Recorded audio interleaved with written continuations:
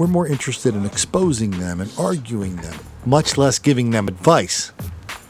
But you know what? We're going to break that rule now. I'm going to give this troll, this reporter, some advice that applies to a lot of reporters around the country. I am officially declaring that your newest dodge, which you've been using for about a year now, the old vague description dodge as a way of not describing a black on white crime, that's over. Everybody's wise to it. So you guys put your heads together at the next meeting of the Society of Professional Journalists, at the next meeting of the National Association of Black Journalists. Put your heads together, come up with another one, and do it fast because nobody's buying that anymore. This woman was taken to the hospital. Her attacker still has not been found. Now, Allegheny County Police say that this happened in the middle of the afternoon in a park that many people frequent, and tonight they are all on high alert.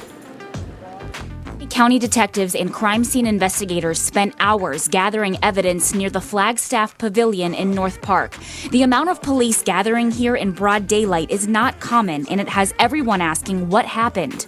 We were fishing here in North Park, and we saw about 6 cop cars going around. Police say around 2 o'clock Thursday afternoon, a man in his 20s confronted a 38-year-old woman when she walked out of this bathroom.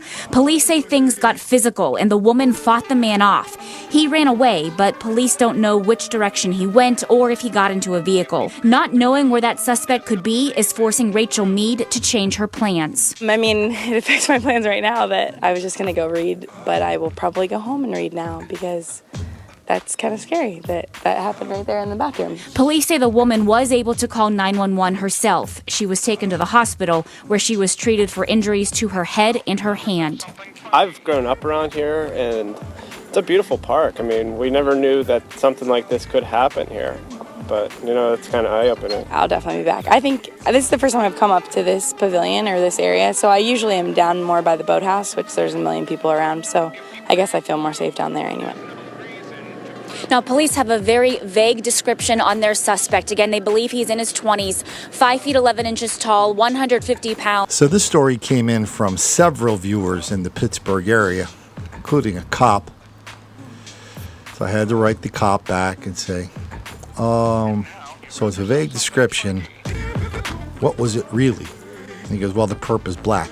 Here's how they know, because when you do the 911 call, that's the first thing you hear on the 911 call, and when the dispatch sends units out there, that's one of the first things you hear on the call sending the cops out to the scene of the crime.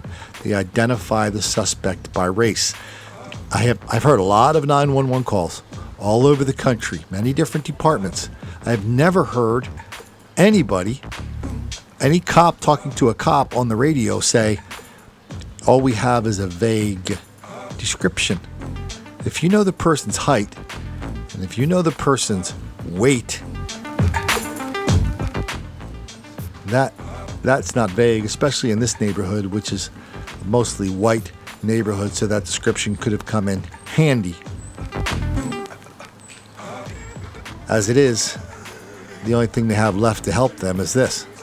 If you're using the bathroom,